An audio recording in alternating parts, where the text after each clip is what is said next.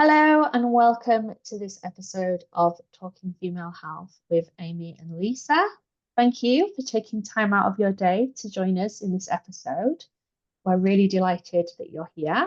I'm here with Lisa, my lovely friend and co-host. And in this episode, we are going to be diving into a huge topic. As you can see from the title, we're going big with this. We're going to be talking about worthiness, our sense of worthiness, which can also be referred to as our sense of self-worth, our ability to ask for our needs to be met, and also our sense of mattering, knowing that we matter. And we touched upon this in our last episode, which was all about consent in women's health. And it is an enormous topic that we are going to try and do some justice to today in this episode. So, Lisa, let's talk about worthiness. Yeah, it is actually something, and that's where this big, humongous title comes from. Is that back in 2017, when I had my dark night of the soul and I felt completely empty and powerless, and I decided to go into a mental health clinic and spend 3 months there as an inpatient. Apart from, of course, having my own stuff to deal with and processing emotions and whatnot, you would find me every afternoon in the communal rooms or outside in the garden, talking to everyone else in that institution, all the other inpatients. We were like 40 or so. So by the end of the 3 months, I knew everyone, at least to some degree. And they called me co-therapist. And through all these conversations, I did nothing but just talk to them because I'm interested in people and their life and their motivations and what they want from life and such. And somehow all of them reported back to me that our conversations were making them more happy, feeling better about themselves, more relaxed in their life. I didn't intend that to just happened. That's also where I found that I might be wrong in finance and should be working with people. But the one startling insight that I had that would capture my experience of 3 months as an inpatient in a mental health clinic was that it did not matter if we were there for anxiety disorder, borderline, OCD, anorexia, depression, or any other kind of quote unquote disorder that society has, or not society, but the medical community has devised and put a name to. In the end, we were all lacking self-worth, self-respect. We were not taking ourselves seriously. We were thinking that we are a piece of shit. Like that's what the thoughts were telling us for every single one. So every time a new patient came and I would start talking with them because I wanted to get to know them, like I would pretty clearly in the first conversation understand what the issue at its heart was. And that's why I think like we are living in a world where basically everyone suffers, or most people, because I know there are people who feel very secure or who have done the work and the healing and who feel better about themselves and think nicer thoughts about themselves. But like most of us humans on Earth, we suffer from a lack of self-worth, self-respect, deep down, on a subconscious level most of the time. I don't think most people will realize it, but I believe that even like a greedy billionaire actually just is after the money and the fame and the whatnot because they think they aren't worthy. They need to, and this helps them feel some kind of worthiness. And controlling and manipulating other people also gives us a sense of worthiness. And like I don't exclude myself from that. Me too. I have and am sometimes manipulating people because it makes me feel good. That's not the nicest truth to admit, but I do believe we all do that to some degree, and then some know how to bring it to an extreme. Yeah. So that's how important working on your self-worth actually is. And yeah, Amy, what do you make of everything I've said? Oh God, yeah. Thank you so much for sharing that, because you are so true. Like, and I know that you're talking about, you know, being in an institution where you're supporting people with their mental health. But like you just said, I think you could go to any institution, whether it's like the Billionaires Yacht Club or like wherever you go on the planet. And if you're having deep and meaningful and vulnerable conversations with people, you are going to get to that realization that none of us truly feel worthy. And it's quite sad to have this awareness, because I know when I first realized this, like when I was first came to this realization of my own self-worth, and then I spent so long, it sent me a bit insane, really, like just looking at everybody else that I knew and looking at where their sense of self-worth was. And it really helped me to see people on a different level and to meet their needs better and communicate with them better. But the thing is, for me, with worthiness, it's ongoing. I don't believe anyone ever gets to a certain point in their life where they're like, that's it, done all the work. I am totally worthy. Like, I am getting all my needs met, because things change all the time and our relationships change all the time. Politicians, like everything that impacts our lives is changing all the time. So when you get this sense of what self-worth is and how you can look after it and support it, it's an ongoing job. And it can be tiring. It can be really, really exhausting to do it. But I think it's important to have that realization, or not even the realization, like just the knowledge that The it is awareness. aware, that's the word. Yes, thank you. Like, it's an ongoing piece, and we all need to be aware of our own sense of worthiness, but also those around us as well. Because if we are up leveling, so to speak, our own sense of self-awareness, of knowing that we matter, of asking for our needs to be met, it's a challenge when those around us don't have that same awareness. And we're asking for them to change their behavior towards us because we're evolving, so to speak.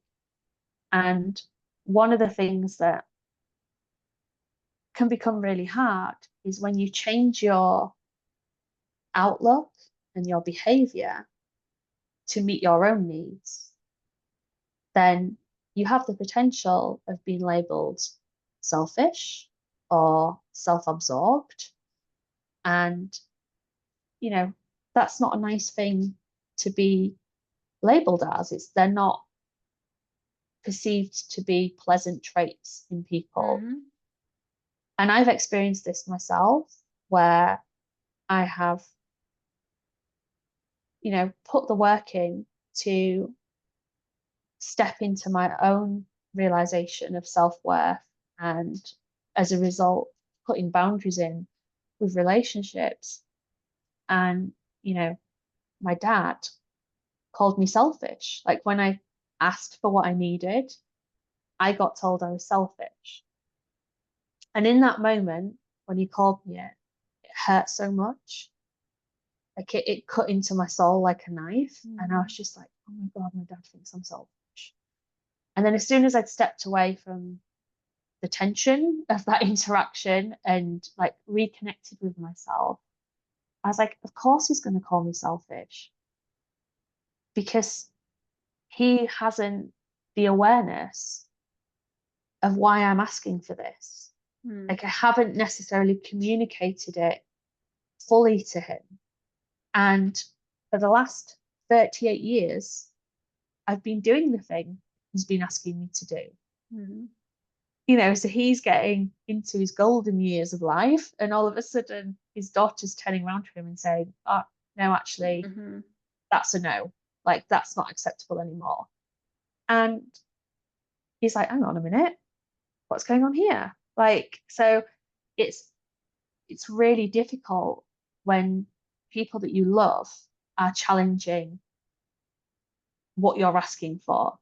And again, as I say this word all the time, it comes back to communication and connection with other people, and really seeking and explaining what you need and why you're asking for it. Yeah.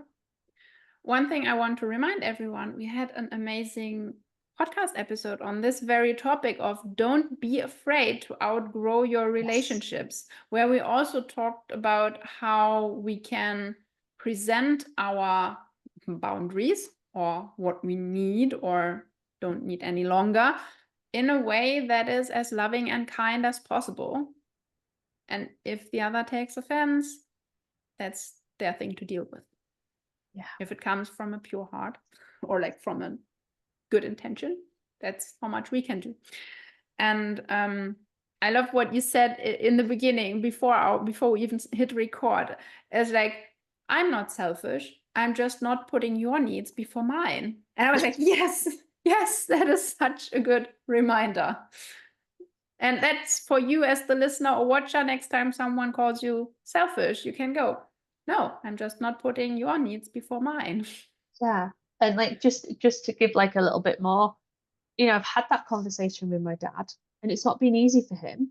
And he's said like, oh, this is, you know, I get what you're asking me to do, but this is like 38 years of behavior here that I'm having to change. So you can't expect that person to change overnight. Yeah. You've got to guide them and remind them. Like I've said to him, like, when this happens, I will lovingly remind you that isn't what I'm tolerating anymore. Yeah. And, you know, we're not gonna have an argument about it. It's just that reminder that this isn't happening anymore. Like that situation isn't happening.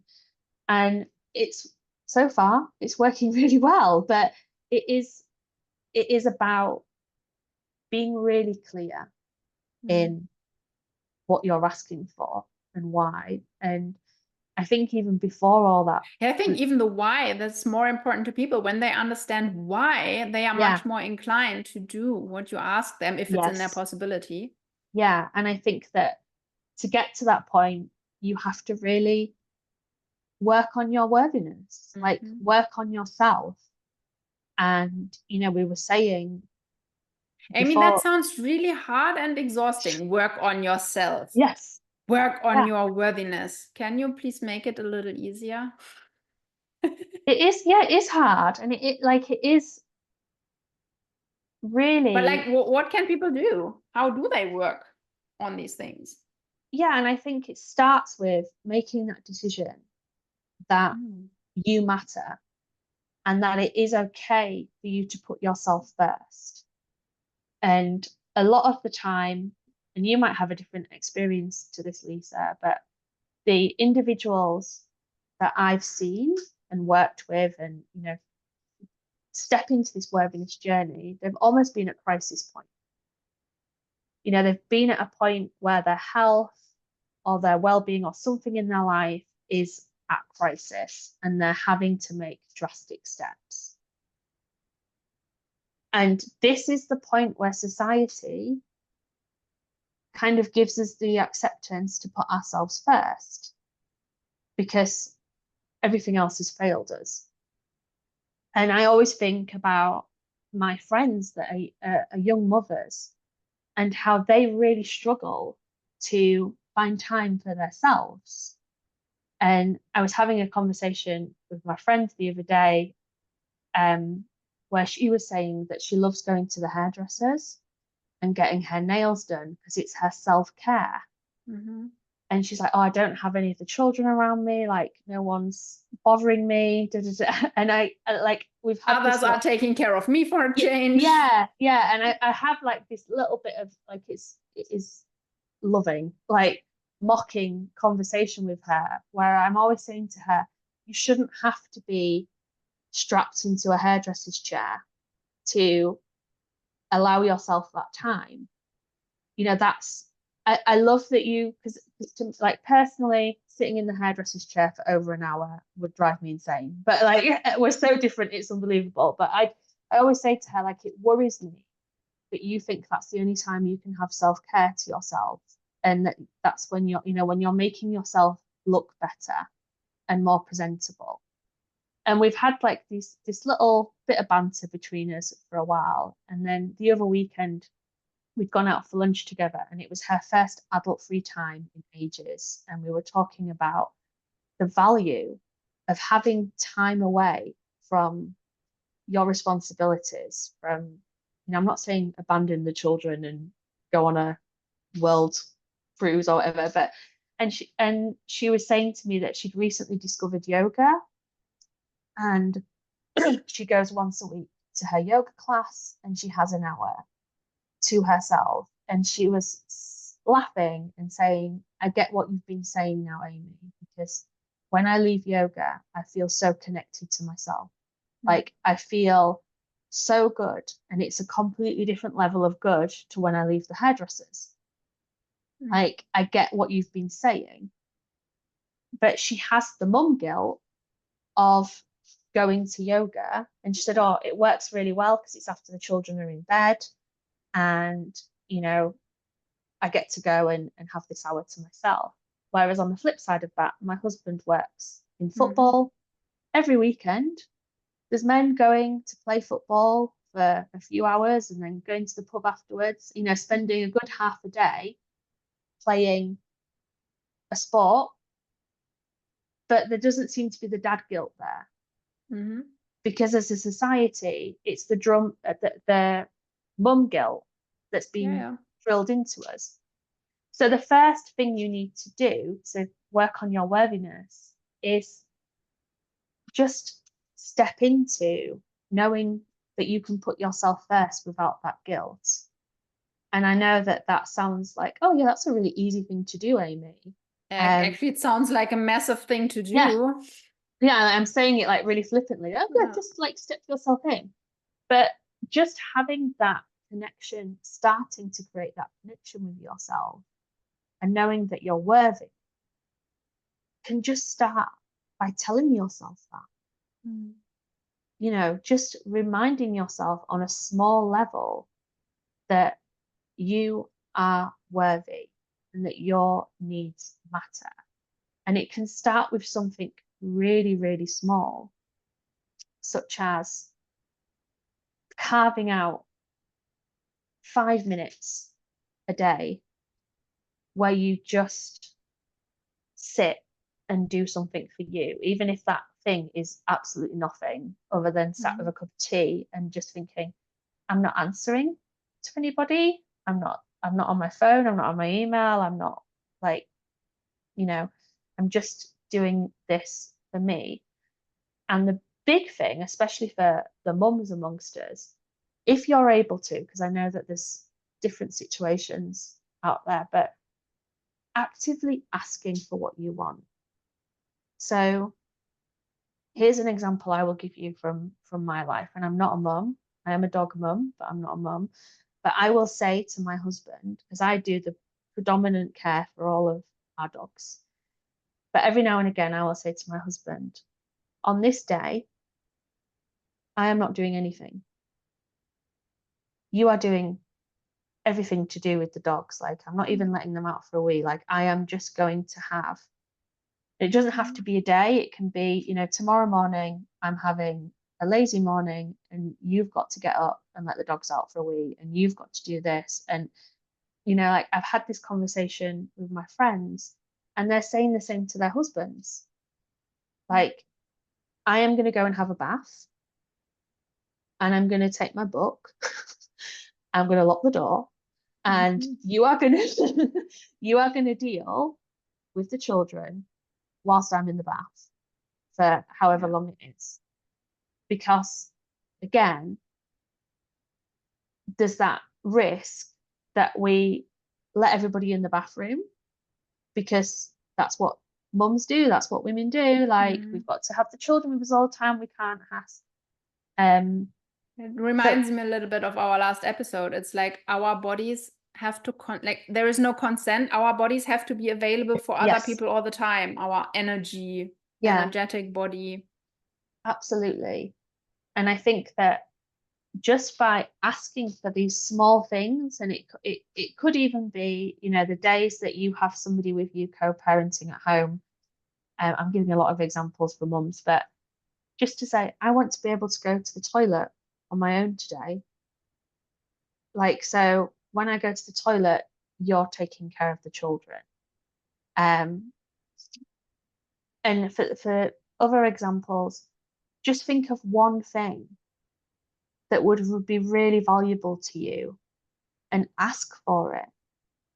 And then have a conversation about how that can happen if you're in a relationship, you know, if you're in a family setting, or if it's just with yourself. Because we are really good at putting other things before our own needs. The tasks before our own needs, even. I still need to do the washing.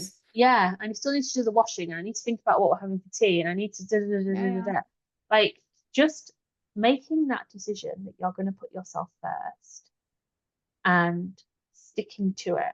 And this is one of the things why I really like skincare routines, because I think that, you know, a lot of people that I speak to are like, I don't have time for a skincare routine. I've got to do X, Y, or Z. And I'm like, you can do a skincare routine in less than 5 minutes. And when you're doing that, you're looking in the mirror, you know, like, you're connecting with yourself, you're touching yourself. So there's all sorts of different ways that you can create that sense of worthiness. You know, you are worthy of looking after your skin. You are worthy of taking time to care for yourself. It might not be skincare, it might be something else. But just start small, because I think this is the thing that we do. We think about something and we're like, oh, that's too big. I can't get to the top of that mountain. Instead of just taking a little bit of a step at a time to get to the top. Yeah. And the example that which came to me, whether it's for a mom with her children or all the other tasks and everything that you need to do, if you can't do it on your own behalf because the sense of worthiness is not yet built to that capacity, do it for your children. Because in airplanes, they don't say for nothing that you have to put on your own oxygen mask so that you can help others. Because it doesn't help anyone if everyone survives and you wither away. So, like, put your own oxygen mask on first. And as Amy shared, it can be these little things during the day that support you throughout the whole day. It doesn't have to be, we often think it must be one massive thing, like carving out 2 hours for a yoga session.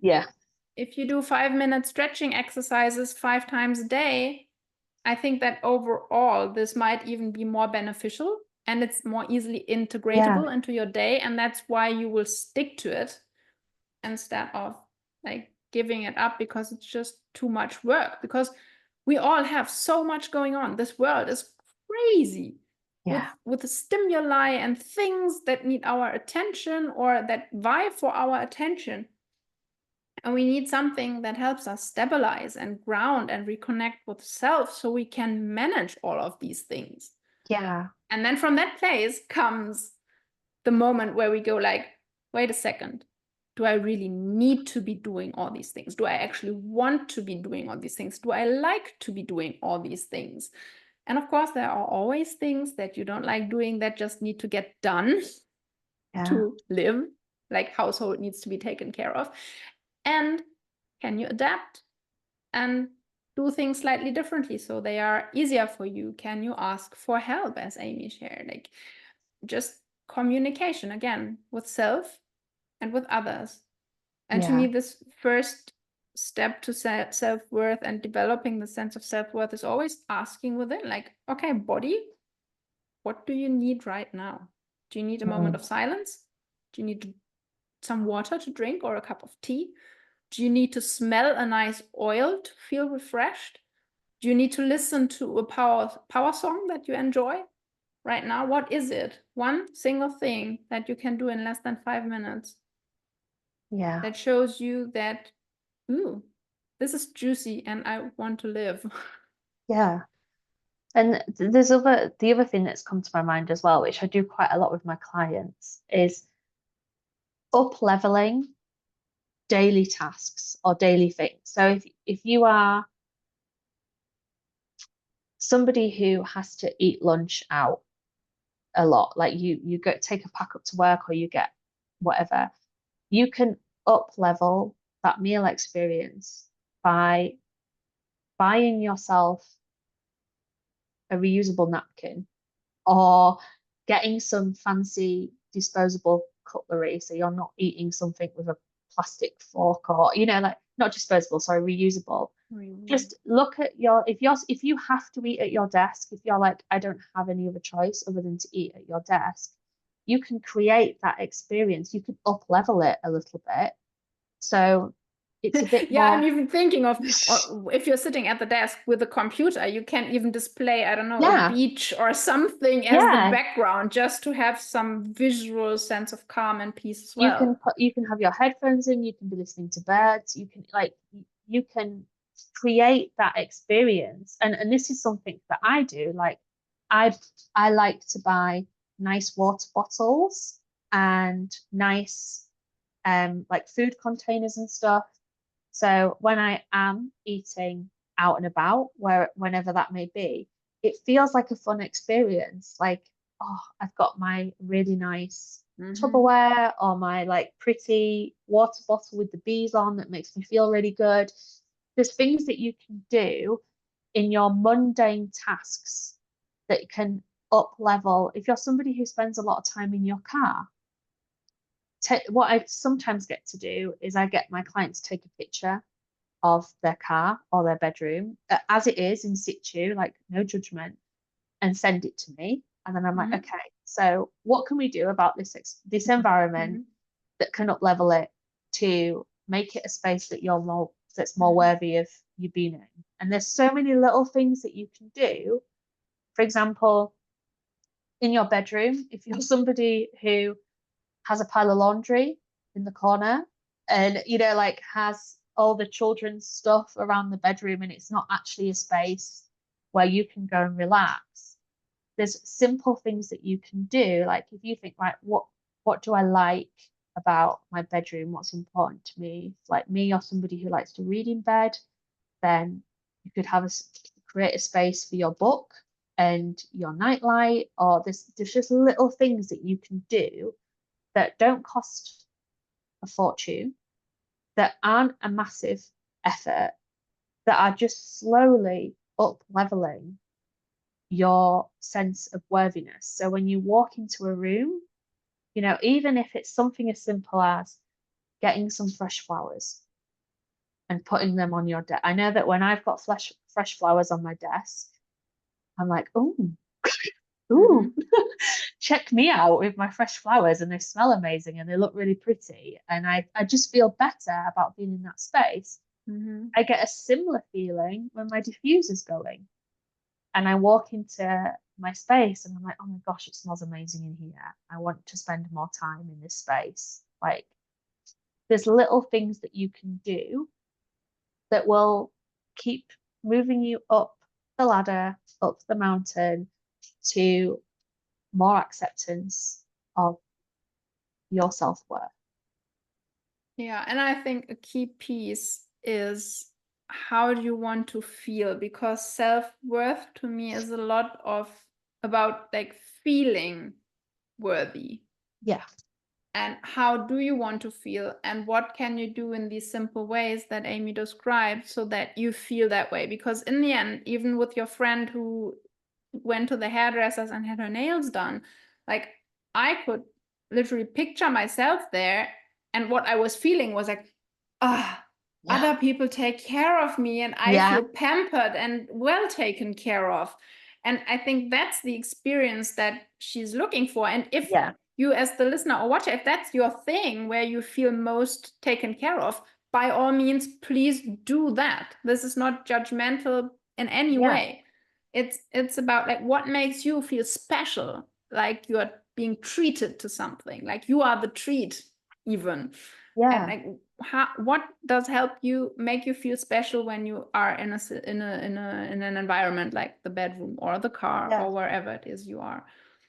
Yeah, completely. And it's completely individual. And that's the joy of it. Like you can have a play around with what feels good for you. And, some people I know like to do their nails at home. Like, because I've got another friend who loves painting her nails at home because it distracts her from being on her devices.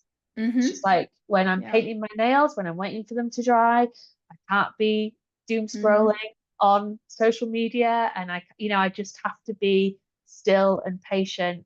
And I think that's gorgeous as well. I'm like, yeah, like that's really opening up to self-care and realizing that, you are meeting your needs without potentially having to spend a lot of money. Because I know that, when we say go and have a spa day, or like you might not have the resources to do that, but there's so many things that you can do.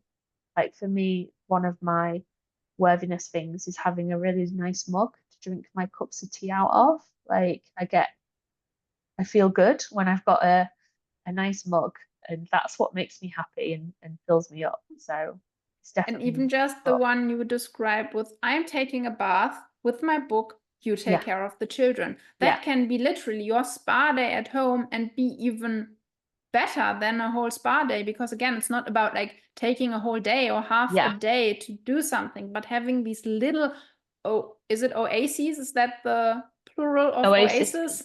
Yeah. Like having these mini oases, several ones during the day. And like and having your room where you feel this way, and your car that smells nice because you've got, I don't know, some kind of essential oil or something in Yeah, or there. it could just be that you've got a bag in your car that all the rubbish goes in, so you're not Mm, surrounded by rubbish. Like it can be really simple things. It doesn't have to be like, just look at a part of your life and think, what would make me feel better? Or what's making me feel bad about this image that I'm thinking of or looking at? And what can I do? Little small steps that I can do what now that, makes me feel worthy yeah, in the end? What makes me feel good about myself? Deserving of this, because you do deserve everything. Deserving is a tricky word, because we all deserve, yet we are not yeah, always in a position due to different kinds of privilege. yeah. But I what had a makes you feel deserving? yeah, I had a client who just got so stressed out about opening up her door to her house, and there just been shoes, like every family member's shoes, like all over. And she'd say, as soon as I open the door, my heart sinks. And I'm like, oh, there's so much clutter. So literally, she just got a cardboard box. I was like, you can make it fancier later and just throw all the shoes in the box. Mhm. Like, just so you're not tripping over them and like pushing the Mhm. door open or whatever. And then you can explore. I mean, her family's really young, but like putting shoes away and, meeting that need. But for now, just get the box that the delivery came in and chuck the shoes in, and eliminate that feeling of dread when you're opening the door because you're tripping over shoes. if that's something that's a trigger for you when you come home. Yeah. I think we've given enough examples of what this can look like and how you can, over time, bit by bit, build your sense of self-worth and mattering, and that you do have needs, and it's okay to have needs, And you can connect to those needs, because that's often also something that we have to first learn. Like, what do I actually need? What do I want? What do I desire? And just sitting with these questions. And maybe there's no answer coming in the beginning. That is fine too. And then bit by bit, something will pop up. And then changing these little things and then building it over time. Yeah. Okay, so we've only just scratched the surface, I think, on worthiness, but we've got a really full episode there for you to hopefully get lots from. If you haven't already, please subscribe so you get all the notifications and are aware of all the episodes that we're putting out. We'd really love to invite you, the listener, to share what is calling out for you from this episode.